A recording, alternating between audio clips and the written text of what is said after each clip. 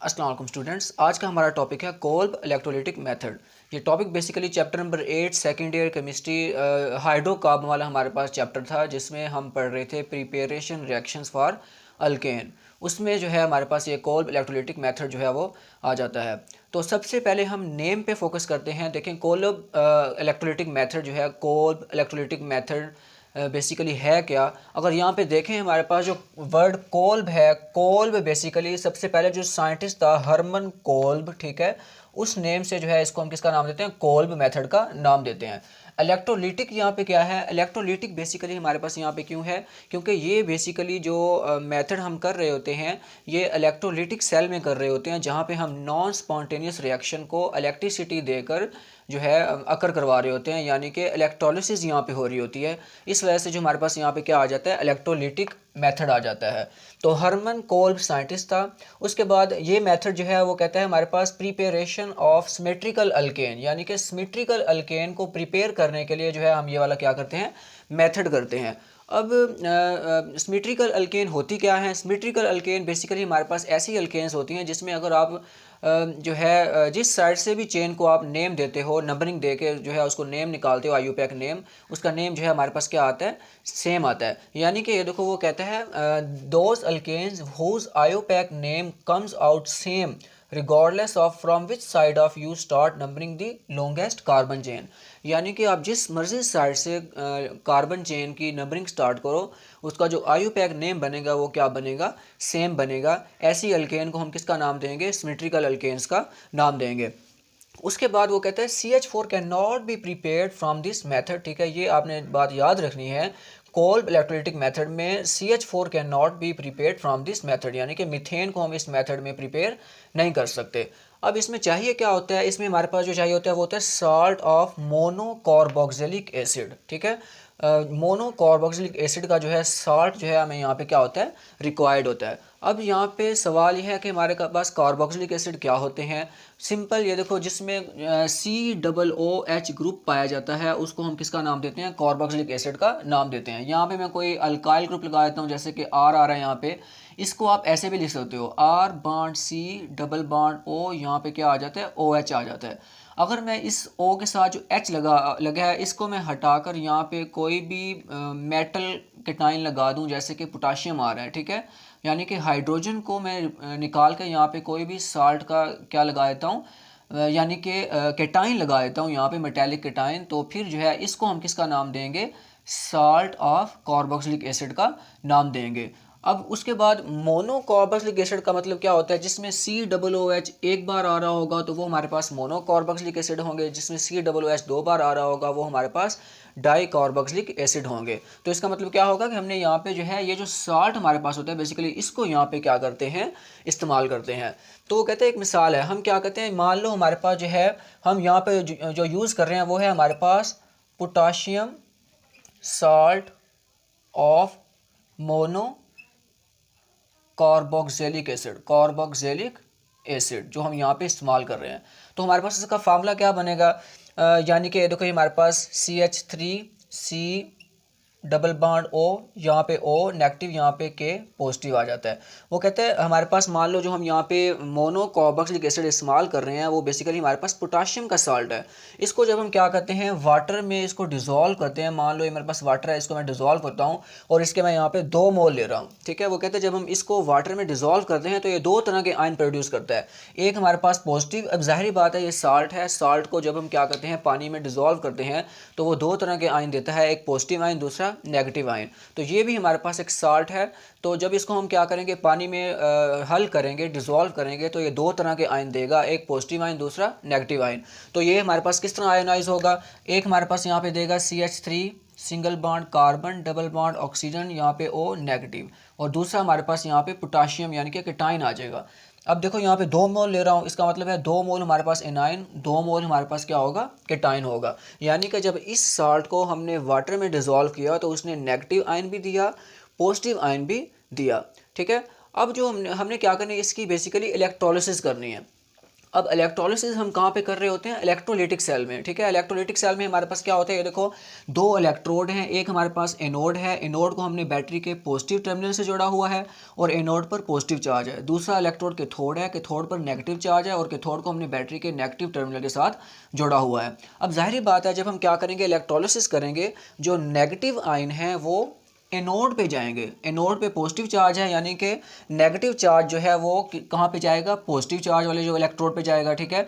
और जो positive ion है वो कहाँ पे जाएंगे, कैथोड पे जाएंगे, क्योंकि कैथोड पे कौन सा चार्ज है, नेगेटिव चार्ज है, ठीक है। अपोजिट चार्ज वाले जो हमारे पास आयंस होंगे वो क्या होंगे, अपने रिस्पेक्टिव इलेक्ट्रोड्स की तरफ जो है वो क्या होंगे, मूव करेंगे। तो यहाँ पे हम सिंपल क्या होगा, ये देखो सबसे पहले हमारे पास आ रहा है एट एनोड, एनोड पे क्या होगा, ठीक है।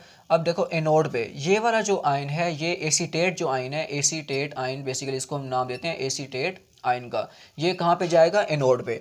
एनोड पे जब जाएगा तो ये हमारे पास क्या होगा, देखो ये मेरे पास दो आयन है, मान लो CH3 single bond carbon, double bond oxygen, यहाँ पे सिंगल बॉन्ड ऑक्सीजन, इसके ऊपर नेगेटिव चार्ज है। जब ये एनोड पे जाएगा तो यहाँ पे ये क्या करेगा, अपने इलेक्ट्रॉन को क्या करेगा, लूज़ करेगा।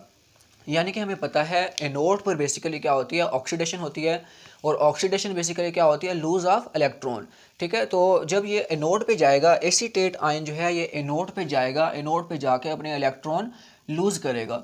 जब ये इलेक्ट्रॉन लूज़ करेगा, इसका मतलब क्या होगा कि हमारे पास एनोड पे क्या हो रही है, ऑक्सीडेशन, ठीक है। अब इलेक्ट्रॉन लूज करेगा तो क्या होगा, देखो यहाँ पे दो आयन है, एसीटेट के दो आयन है, एक आयन एक इलेक्ट्रॉन लूज करेगा, दूसरा आयन दूसरा इलेक्ट्रॉन लूज करेगा, तो हमारे पास टोटल इलेक्ट्रॉन भी यहाँ पे दो आ जाएंगे।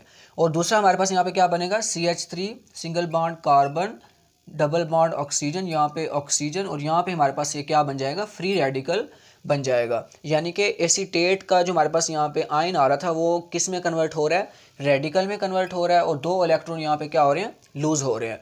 अब नेक्स्ट स्टेप में क्या होगा, नेक्स्ट स्टेप में देखो हमारे पास वो कहते हैं जो यहाँ पे ये वाला जो रेडिकल बना है वो क्या, उसका यहाँ पे डीकम्पोजिशन होगी, कार्बन डबल बॉन्ड ऑक्सीजन, यहाँ पे ये रेडिकल है, इसकी यहाँ पे क्या होगी, डीकम्पोजिशन होगी। यहाँ पे थोड़ी सी बात आपने समझनी है एक, ये देखो हमारे पास ये जो इस कार्बन और इसके दरमियान जो बॉन्ड है, आपको पता है जो कोवेलेंट बॉन्ड होता है, ये देखो मेरे पास आ रहा है CH3 single bond carbon, double bond oxygen, यहाँ पे O का फ्री रेडिकल आ रहा है।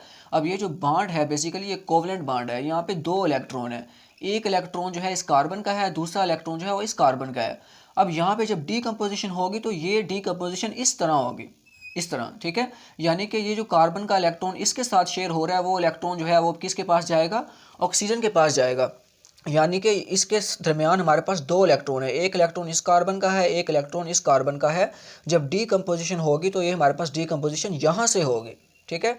अब देखो ये दो मोल हैं तो कार्बन डाइऑक्साइड, देखो कार्बन के साथ दो ऑक्सीजन, यानी कि CO2 यहाँ से क्या होगी, खारिज होगी। अब यहाँ पे दो मोल हैं तो कार्बन डाइऑक्साइड के यहाँ पे कितने मोल्स खारिज होंगे, दो मोल जो हैं वो क्या होंगे, खारिज होंगे। प्लस जो है हमारे पास क्या बनेगा, देखो ये क्या बन गया, CH3 जो है इसका क्या बन गया, फ्री रेडिकल बन गया। ये जो एक electron odd number of electron आ रहे हैं, ठीक है, तो CH3 का भी यहाँ पे क्या बन रहा है, फ्री रेडिकल बन रहा है, और इसके हमारे पास दो मोल्स हैं। तो नेक्स्ट स्टेप में क्या होगा, ये दोनों आपस में कंबाइन होंगे, ये हमारे पास एक CH3 का फ्री रेडिकल, दूसरा CH3 का फ्री रेडिकल, ये आपस में कंबाइन होकर ये क्या बना देंगे, अल्केन बना देंगे, ठीक है। तो ये हमारे पास एनोड के ऊपर जो है वो क्या जो है एनोड पे जो है ये रिएक्शन हो रहा था, और जो है हमारे पास उसके नतीजे में क्या यहाँ पे प्रोड्यूस हुई है, अल्केन प्रोड्यूस हुई है, ठीक है। अब उसके बाद बात करते हैं हमारे पास जो पॉजिटिव आयन है, यानी कि जो यहाँ पे आयन था, देखो बेसिकली जो 60 था पोटाशियम का, वो एक एनाइन दे रहा था, एक एटाइन दे रहा था। एनाइन जो है वो एनोड पे जाके जो है, एनोड पे हमारे पास ये वाले रिएक्शन हो रहे थे। अब कैथोड पे क्या होगा, एट कैथोड, कैथोड पे अब क्या होगा, अब जाहिर बात है कैथोड पे पॉजिटिव चार्ज है, तो सॉरी कैथोड पे हमारे पास नेगेटिव चार्ज है, तो पॉजिटिव चार्ज वाला जो हमारे पास, यानी कि जो के पॉजिटिव है वो कहाँ पे जाएगा, वो कैथोड पे जाएगा, ठीक है। अब देखो यहाँ पे जो एसीटेट आयन इलेक्ट्रॉन जो है वो जो क्या कर रहा था, यहाँ पे इलेक्ट्रॉन लूज कर रहा था, ठीक है।